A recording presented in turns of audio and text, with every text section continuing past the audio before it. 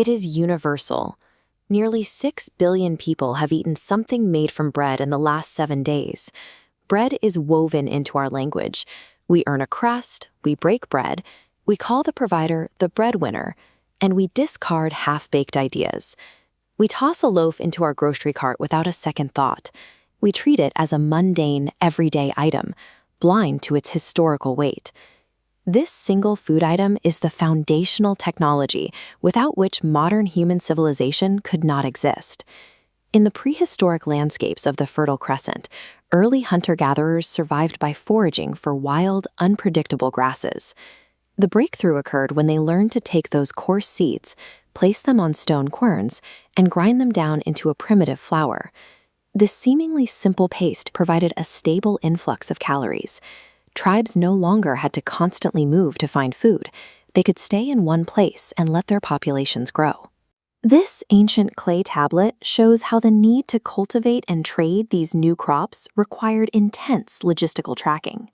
The incised markings you see here are mankind's earliest data storage systems, designed specifically to manage grain. The biological demand for bread forced humanity to stop wandering, anchoring us to the land and birthing the first permanent settlements.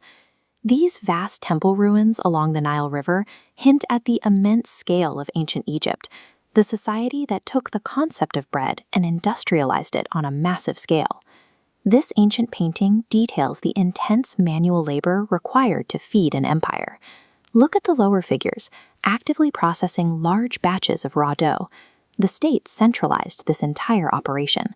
Shifting focus to the upper section of the painting, we see massive stacks of uniform, finished loaves. The government turned raw grain into standardized units of value that function directly as wages. When you look at the laborers standing on the massive stone blocks of these pyramid structures, you are looking at an ancient workforce paid and fueled entirely by state-baked rations. Egypt proved you could translate physical calories directly into the concept of wealth, turning baked dough into the world's first macroeconomic currency. Centuries later, this map of the Mediterranean outlines a terrifying logistical reality. Massive shipping routes funneled endless supplies of grain from North Africa and Egypt to feed the dense population of Rome. The emperors recognized a simple, brutal equation. If they failed to control the grain supply, the city would immediately erupt in mass riots, and their authority would collapse. To maintain absolute political control, the government implemented free, highly organized distributions of grain to buy the loyalty of citizens, a strategy famously known as bread and circuses. In the brick ruins of this Pompeii bakery, you can still see the heavy industrial infrastructure built solely to feed the mob. These large, hourglass-shaped stone grain mills were driven by donkeys in vast commercial operations. The results were entirely standardized. This carbonized Roman loaf features pre-scored segments, perfectly designed for rapid breaking and efficient civic distribution. Rome weaponized a biological necessity, turning the daily food supply into a tool for enforcing strict political obedience. When the Roman Empire finally fell, its civic infrastructure vanished, but the concept of the loaf survived by taking on its most powerful form yet. In Christian dogma, the baked wafer elevated by this priest above the chalice was stripped of its earthly nature. It represented the body of Christ. While the church managed the spiritual purity of the ritual, medieval bakers operated under the intense, earthly scrutiny of powerful professional guilds that strictly regulated their labor and guarded recipes. This visual hierarchy sorted citizens entirely by their food. Dark, coarse rye sat at the wide bottom base for the peasantry, transitioning up to pure, highly refined white loaves at the narrow peak for the nobility. The color of your meal instantly broadcasted your social class. Because of this, bakers who altered official recipes or sold underweight, contaminated goods faced severe, publicly enforced punishments. During the Middle Ages, the quality of a single loaf governed everything from a citizen's perceived immortal soul to their rank in society. A wild desert grass was carefully cultivated, transformed into a laborer's wage, weaponized for political stability, and elevated into a sacred deity. Today, citizens still queue outside this French boulangerie for their daily baked goods, maintaining communal rituals that are thousands of years old. But modern storefronts, like this Roma restaurant pizzeria, offer such cheap commercial dough that we easily forget the historical weight baked into everyday foods. Borders are redrawn constantly. Political empires rise and inevitably collapse. The simple process of mixing flour and water has outlived them all. Every time we sit down and slice open a loaf, we participate in the oldest, most successful technology of human power ever created.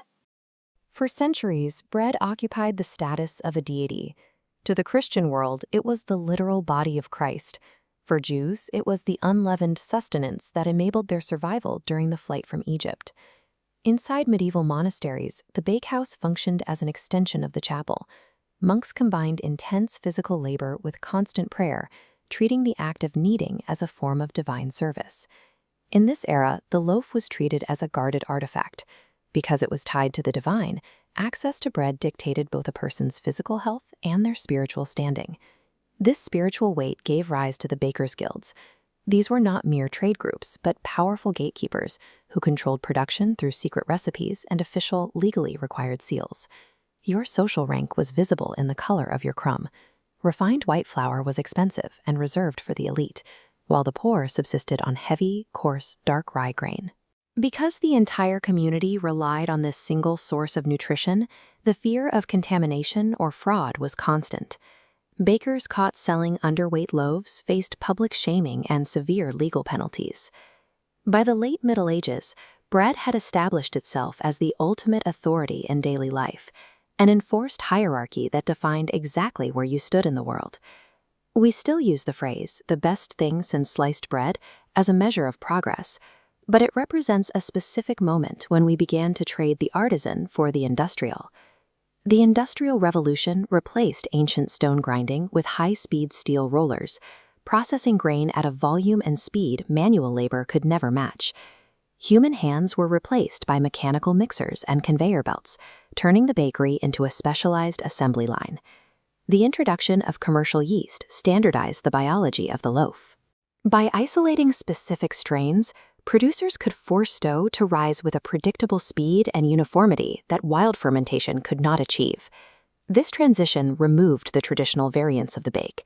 What was once a ritual of prayer and timing became a process of mechanical precision and chemical control. The ultimate result of this shift arrived in 1928.